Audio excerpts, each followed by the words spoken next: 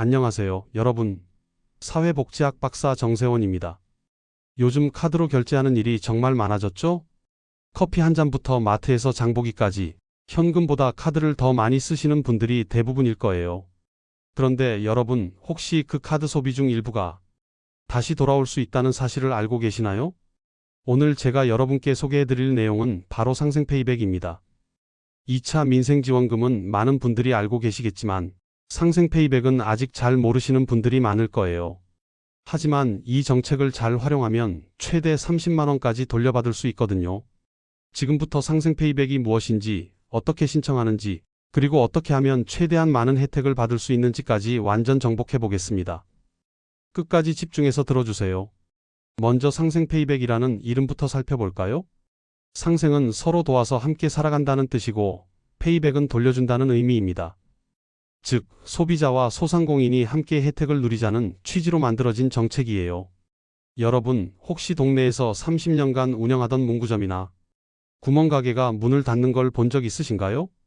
저도 어릴 때부터 다니던 동네 빵집이 코로나 이후에 문을 닫는 걸 보면서 정말 안타까웠거든요. 그 자리에 프랜차이즈 매장이 들어서거나 아예 빈 건물로 남아있는 경우가 너무 많아졌어요. 통계를 보면 더 심각해요. 2020년부터 2023년까지 전국 소상공인 사업체 수가 약 15만 개 감소했다고 해요. 이게 무슨 의미인지 아시죠? 우리 동네 골목 경제가 그만큼 어려워졌다는 얘기예요. 특히 전통시장의 경우는 더욱 심각합니다. 예전에는 한 달에 한두 번은 전통시장에 가서 장을 보던 분들이 많았는데, 이제는 대형마트나 온라인 쇼핑몰에서 모든 걸 해결하니까 전통시장 상인분들이 정말 힘들어하고 계세요. 정부도 이런 상황을 그냥 두고 볼 수만은 없었겠죠. 그래서 나온 게 바로 상생페이백 정책입니다. 핵심 아이디어는 이거예요. 소비자들에게 인센티브를 줘서 대형마트 대신 동네 가게를 이용하도록 유도하고, 그 대가로 소비자도 혜택을 받게 하자는 거죠. 구체적인 메커니즘을 설명해 드릴게요. 올해 9월부터 11월까지 3개월 동안 작년 같은 기간보다 카드 소비를 늘린 분들에게 그 증가분의 20%를 돌려줍니다. 하지만 중요한 조건이 있어요. 대형마트나 온라인 쇼핑이 아닌 우리 동네 작은 가게에서 쓴 돈에 한해서만이요. 예를 들어보겠습니다. 작년 9월에 여러분이 동네에서 50만 원을 썼다고 해보세요. 올해 9월에 70만 원을 썼다면 증가분이 20만 원이죠. 이 20만 원의 20%인 4만 원을 돌려받는 거예요. 이렇게 하면 소비자는 돈을 돌려받고 동네 상인들은 매출이 늘어나니까 정말 상생이 되는 거죠. 소비자 입장에서는 어차피 써야 할 돈인데 조금 더 써서 돈도 돌려받고 동네 경제도 살리고라는 생각이 들 수 있어요. 상인 입장에서는 손님이 늘어나서 매출도 오르고 단골도 확보할 수 있고라는 장점이 있고요. 환급 방식도 스마트해요. 현금으로 주는 게 아니라 디지털 온누리 상품권으로 지급하거든요. 왜 상품권으로 주냐고요? 현금으로 주면 그 돈을 또 다른 곳에 쓸 수도 있잖아요. 하지만 온누리 상품권은 소상공인 가맹점에서만 쓸 수 있으니까 돌려받은 돈이 다시 동네 경제로 순환되는 효과가 있어요. 이 디지털 온누리 상품권은 전국 약 13만 개의 가맹점에서 사용할 수 있습니다. 전통시장은 물론이고 동네 슈퍼, 미용실, 세탁소, 카페, 음식점 등 우리가 일상생활에서 자주 이용하는 곳들이 대부분 포함되어 있어요. 또 하나 재미있는 점은 이 정책이 단순히 돈을 나눠주는 복지 정책이 아니라는 거예요. 소비 증가를 조건으로 하기 때문에 경제 활성화 효과도 노리고 있거든요. 즉, 복지와 경제 정책의 성격을 동시에 갖고 있는 똑똑한 정책이라고 볼 수 있어요. 그럼 이제 본격적으로 상생페이백의 세부 내용을 살펴보겠습니다. 이 부분은 정말 중요하니까 꼼꼼히 들어주세요. 먼저 누가 신청할 수 있는지부터 알아볼까요? 기본적으로 만 19세 이상의 대한민국 국민이면 누구나 가능합니다. 여기서 중요한 건 국내에 체류하고 있는 외국인 분들도 포함된다는 점이에요. 그런데 여기서 한 가지 중요한 조건이 있어요. 바로 2024년에 카드 실적이 있어야 한다는 겁니다. 왜 이런 조건을 뒀을까요?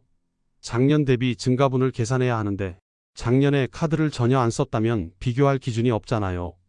구체적인 예시를 들어보겠습니다. 대학교 1학년 김민수 씨가 올해 3월에 처음으로 체크카드를 만들어서 지금까지 카드를 한 번도 쓴 적이 없다면 아쉽게도 신청 대상이 아니에요.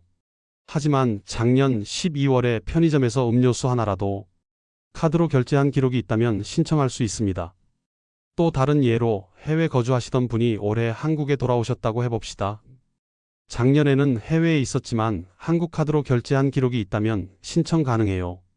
반대로 작년에 현금만 쓰고 올해부터 카드를 쓰기 시작한 분은 해당 안 됩니다. 주부 김영희 씨 같은 경우를 생각해 보세요. 평소에 남편 카드만 쓰다가 올해부터 본인 명의 카드를 만들어서 쓰기 시작했다면 본인 명의로는 작년 실적이 없으니까 신청할 수 없어요. 하지만 작년에 본인 카드로 한두 번이라도 결제했다면 오케이입니다. 여기서 중요한 건 카드사가 어디든 상관없다는 거예요. 신한, 삼성, 현대, KB, 롯데, 하나, BC카드 등 모든 카드사의 실적이 통합되어 계산됩니다. 그러니까 여러 장의 카드를 쓰시는 분들도 걱정하지 마세요. 이제 가장 중요한 부분, 얼마나 돌려받을 수 있는지 자세히 알아보겠습니다. 기본 공식은 이렇습니다. 올해 9월부터 11월까지 3개월간 카드 소비액에서 작년 같은 기간 소비액을 뺀 증가분의 20%를 돌려줍니다. 여기서 중요한 건 월별 한도와 총 한도가 있다는 거예요. 월 최대 10만원, 3개월 총합 최대 30만원까지만 받을 수 있어요. 좀 더 구체적으로 설명해 드릴게요. 먼저 월별 계산 방식부터 보겠습니다. 2024년 9월 실적 50만원, 2025년 9월 실적 100만원, 증가분 50만원, 환급액 10만원, 이런 식으로 계산되는데 월 한도가 10만원이니까 10만원을 모두 받을 수 있어요. 그런데 만약 증가분이 더 많다면 어떨까요? 2024년 9월 실적 30만원, 2025년 9월 실적 130만원, 증가분 100만원, 환급액 20만원. 이 경우에도 월 한도 때문에 10만원만 받을 수 있어요. 나머지 10만원은 안타깝게도 날아가는 거죠. 반대로 증가분이 적다면 어떨까요? 2024년 9월 실적 80만원, 2025년 9월 실적 90만원, 증가분 10만원, 환급액 2만원. 이 경우에는 2만원만 받게 됩니다. 그럼 어떻게 해야 최대한 많이 받을 수 있을까요? 매달 증가분이 50만원씩 나오도록 소비하시면 돼요. 그러면 매달 10만원씩 3개월 총 30만원을 모두 받을 수 있거든요. 하지만 여기서 또 주의할 점이 있어요. 만약 작년 소비가 너무 많았다면 증가시키기가 어려울 수도 있어요. 예를 들어 작년에 이미 매달 200만원씩 썼던 분이 올해 250만원을 썼다고 해도 증가분은 50만원이에요. 하지만 절대적인 소비 금액을 보면 훨씬 많이 쓴 거죠. 반대로 작년에 소비가 적었던 분들은 상대적으로 유리할 수 있어요. 작년에 월 30만원씩 썼던 분이 올해 80만원을 쓰면 증가분이 50만원이 나오니까요. 이제 어디서 쓴 돈이 제외되는지 자세히 알아봅시다. 이 부분을 정확히 모르고 있다가 나중에 왜 내 실적이 안 잡히지? 라고 당황하시는 분들이 정말 많거든요. 먼저 대형마트는 모두 제외입니다. 이마트, 롯데마트, 홈플러스는 물론이고 하나로마트, 트레이더스, 코스트코까지 모든 대형 할인마트가 제외돼요. 백화점도 마찬가지예요. 롯데백화점, 신세계백화점, 현대백화점 등에서 아무리 비싼 명품을 사도 실적에 포함 안 됩니다. 온라인 쇼핑몰도 전부 제외돼요. 쿠팡, 11번가, 지마켓, 옥션, 인터파크, 위메프, 티몬 등 모든 온라인 쇼핑 결제가 해당 안 됩니다. 네이버 쇼핑이나 카카오톡 선물하기도 마찬가지고요. 배달 앱도 포함 안 되니까 조심하세요. 배달의 민족, 요기요, 쿠팡이츠 등으로 치킨이나 족발을 주문해도 실적에 안 들어가요. 교통비도 제외됩니다. 지하철, 버스, 택시, KTX, 항공료 등 모든 교통수단 이용료가 실적에서 빠져요. 주유소에서 기름 넣는 것도 제외되고요. 병원비, 약국에서 처방전으로 사는 의약품도 해당 안 됩니다. 교육비도 마찬가지예요. 학원비, 과외비, 인터넷 강의료 등이 모두 제외됩니다. 공과금도 빠져요. 전기료, 가스료, 수도료, 관리비, 통신비 등 각종 공과금 결제는 실적에 포함 안 됩니다. 그 외에도 유흥업소, 사행업소, 면세점에서의 소비도 제외되고 해외에서 카드 쓴 것도 당연히 해당 안 됩니다. 보험료나 적금, 펀드 같은 금융상품 결제도 제외되고요. 기부금이나 후원금도 마찬가지예요. 정말 많은 항목들이 제외되죠? 그럼 도대체 어디서 써야 하나요? 이제 상생 페이백이 인정되는 곳들을 자세히 말씀드릴게요. 첫 번째로 전통시장이 대표적입니다. 서울의 남대문 시장, 동대문 시장, 광장시장 같은 큰 시장부터 각 지역의 작은 재래시장까지 모두 포함돼요. 시장에서 파는 모든 것들, 즉 채소, 과일, 생선, 고기, 반찬, 의류, 잡화 등을 사는 게 다 인정됩니다. 두 번째는 동네 상점들이에요. 골목 슈퍼마켓이 가장 대표적이죠. 우리 집 앞 작은 슈퍼에서 라면, 우유, 과자 같은 걸 사는 것도 모두 실적에 포함됩니다. 동네 정육점에서 고기 사는 것, 과일 가게에서 과일 사는 것도 마찬가지예요. 빵집도 해당돼요. 파리바게뜨, 뚜레쥬르 같은 프랜차이즈 빵집은 물론이고 동네 작은 제과점에서 빵이나 케이크를 사는 것도 인정됩니다. 미용실과 네일숍, 피부관리실 등 뷰티 관련 업소들도 대부분 포함돼요. 머리 자르기, 파마, 염색, 네일아트 등이 모두 해당됩니다. 세탁소도 마찬가지고요. 구두 수선집, 열쇠 복사하는 곳, 휴대폰 수리점 같은 생활 서비스업도 포함됩니다. 음식점은 어떨까요? 대부분의 일반 음식점들이 해당됩니다. 중국집, 한식당, 치킨집, 피자집, 카페 등에서 먹는 것도 모두 실적에 포함돼요. 다만 프랜차이즈 매장 중에서도 규모가 큰 곳들은 제외될 수 있으니까 확인해 보시는 게 좋겠어요. 편의점도 대부분 포함됩니다. GS25, CU, 세븐일레븐, 이마트24, 미니스톱 등 주요 편의점 체인들이 가맹되어 있어요. 편의점에서 사는 모든 것들, 즉 음료수, 과자, 도시락, 생활용품 등이 다 인정됩니다. 약국에서 파는 일반의 약품이나 건강기능식품, 화장품 등도 해당돼요. 다만 처방전이 필요한 의약품은 제외입니다. 서점에서 책을 사는 것, 문구점에서 문구류를 사는 것, 꽃집에서 꽃을 사는 것도 모두 포함돼요. 스포츠용품점, 자전거 가게, 애완동물용품점 등 전문점들도 대부분 해당됩니다. 정확한 가맹점은 디지털 온누리 상품권 앱에서 확인하실 수 있습니다. 현재 약 13만 개 정도의 가맹점이 등록되어 있어서 생각보다 쓸 곳이 정말 많아요. 결제하기 전에 혹시 온누리 상품권 되나요? 라고 물어보시거나 앱에서 미리 확인해 보시면 안전하게 실적을 쌓으실 수 있을 거예요. 이제 실제로 어떻게 신청하는지 알아보겠습니다. 절차 자체는 어렵지 않아요. 먼저 상생페이백 공식 사이트에 접속하세요. 주소는 상생페이백.kr입니다. 포털 사이트에서 상생페이백이라고 검색해도 쉽게 찾을 수 있어요. 사이트에 들어가면 본인 인증을 해야 합니다. 휴대폰 인증이나 공동인증서, 간편인증 등을 이용할 수 있어요. 본인 인증이 끝나면 여러분의 카드 실적을 자동으로 조회해 줍니다. 실적 확인이 끝나면 약관 동의를 하고 마지막으로 신청 버튼을 누르면 끝이에요. 정말 간단하죠? 신청 기간을 꼭 기억해 두세요. 2025년 9월 15일 오전 9시부터 11월 30일 자정까지입니다. 그런데 첫 주에는 특별한 규정이 있었어요. 바로 오부제라는 건데요. 출생연도 끝자리에 따라서 신청할 수 있는 날이 정해져 있어요. 예를 들어 1985년생이신 분은 끝자리가 5니까 끝자리가 5인 날에만 신청할 수 있어요. 하지만 지났다고 걱정하지 마세요. 9월 20일부터는 이 제한이 풀려서 누구나 자유롭게 신청할 수 있거든요. 굳이 첫 주에 몰려서 서버 터지는 상황을 겪을 필요 없이 여유 있게 신청하시면 됩니다.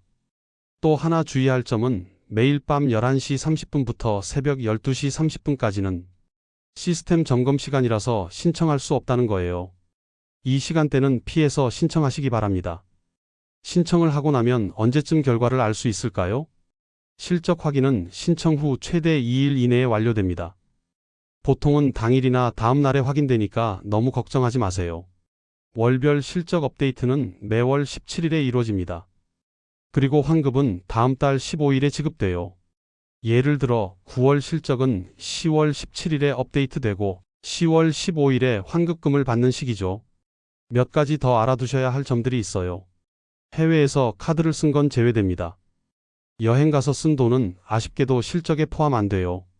또 소비 쿠폰으로 할인받은 금액도 실적에서 빠집니다. 환급받은 디지털 온누리 상품권의 유효기간은 5년이에요. 꽤 여유가 있으니까 천천히 사용하시면 됩니다. 만약 실적 산정에 문제가 있다고 생각되시면 환급일로부터 7일 이내에 이의 신청을 할 수 있어요. 공식 사이트에서 신청하시면 됩니다. 이제 실제 사례를 통해서 어떻게 하면 최대한 많은 혜택을 받을 수 있는지 알아보겠습니다. 직장인 이철수 씨 사례를 들어볼게요. 작년 9월부터 11월까지 매달 평균 80만 원씩 카드를 썼어요. 3개월 총 240만 원이었죠. 올해는 상생 페이백을 염두에 두고 소비를 좀 늘려보기로 했어요. 9월에 130만 원, 10월에 130만 원, 11월에 130만 원, 총 390만 원을 썼습니다. 그럼 증가분이 150만 원이 나와요. 150만 원의 20%는 30만 원이고 이게 월 한도 10만 원씩 3개월을 다 채운 금액이니까 최대 환급액인 30만 원을 모두 받을 수 있어요. 하지만 여기서 중요한 건 이 130만 원을 어디서 써야 하느냐는 거예요. 대형마트에서 100만 원을 쓰고 동네 가게에서 30만 원만 썼다면 실적에는 30만 원만 인정됩니다. 그럼 어떻게 해야 효과적으로 소비를 늘릴 수 있을까요? 첫 번째 팁은 평소 온라인이나 대형마트에서 사던 걸 동네 가게로 옮기는 거예요. 생필품은 동네 슈퍼에서, 과일이나 야채는 전통시장에서 사보세요. 조금 더 비쌀 수도 있지만 환급을 받는다고 생각하면 오히려 이득이 될 수 있어요. 두 번째는 미리 계획을 세우는 겁니다. 갑자기 소비를 확 늘리기보다는 평소보다 월 50만 원 정도씩 꾸준히 늘려가세요. 그러면 무리 없이 한도를 채울 수 있어요. 세 번째는 디지털 온누리 상품권 앱을 적극 활용하는 거예요. 이 앱에서 가맹점을 미리 확인하고 환급받은 상품권도 관리할 수 있거든요. 또 상품권 사용 내역도 다 볼 수 있어서 가계부 쓰는 데도 도움이 돼요. 마지막으로 깜짝 보너스가 하나 더 있어요. 상생소비 복권 이벤트인데요. 실적 5만 원당 복권 한 장씩 최대 10장까지 자동으로 응모됩니다. 복권 당첨되면 추가 상품권을 받을 수도 있으니까 일석이조겠죠? 지금까지 설명을 들으시면서 궁금한 점들이 생기셨을 텐데요. 가장 많이 묻는 질문들을 정리해서 답변 드리겠습니다. 첫 번째, 누구나 신청할 수 있나요? 만 19세 이상이고 2024년 카드 실적이 있으면 누구나 가능해요. 주부든 학생이든 직장인이든 상관없습니다. 두 번째, 어떤 소비가 실적에 포함되나요? 전통시장, 동네 상점, 편의점 등에서의 소비가 포함돼요. 반대로 대형마트, 백화점, 온라인 쇼핑, 배달 앱 등은 제외됩니다. 세 번째, 환급은 언제 받나요? 매월 17일에 실적이 업데이트되고 다음 달 15일에 디지털 온누리 상품권으로 지급됩니다. 네 번째, 상품권은 어디서 쓸 수 있나요? 전국 약 13만 개 가맹점에서 사용 가능해요. 디지털 온누리 상품권 앱에서 정확한 위치를 확인하실 수 있습니다. 다섯 번째, 문제가 생기면 어떻게 하나요? 환급일로부터 7일 이내에 상생페이백 공식 사이트에서 이의 신청을 하시면 됩니다. 고객센터도 운영하고 있으니까 전화로 문의하셔도 돼요. 여섯 번째, 가족들도 각자 신청할 수 있나요? 네, 조건에 맞으면 가족 구성원 각자 신청할 수 있어요. 부부가 따로 신청하고 성인 자녀들도 각자 신청 가능합니다. 자, 지금까지 상생페이백에 대해서 상세하게 알아봤는데요. 핵심만 다시 한번 정리해 드릴게요. 소비 증가분의 20%를 환급해주고 월 최대 10만 원, 총 30만 원까지 받을 수 있어요. 9월 15일부터 11월 30일까지 신청할 수 있고 상생페이백.kr에서 간단하게 신청하시면 됩니다. 2차 민생지원금에 가려져서 많이 알려지지 않았지만 알고 보면 정말 좋은 정책이에요. 우리도 혜택 받고 동네 상인들도 도울 수 있으니까 정말 상생이죠. 여러분, 신청 기간 놓치지 마시고요. 미리 계획 세워서 카드 소비를 늘려보세요. 그리고 오늘 영상이 도움이 되셨다면 좋아요와 구독 버튼 꾹 눌러주시고 주변 분들께도 공유해주세요. 혹시 더 궁금한 점이 있으시면 댓글로 남겨주시면 답변 드리겠습니다. 다음에도 여러분께 도움이 되는 정보로 찾아뵐게요. 고맙습니다.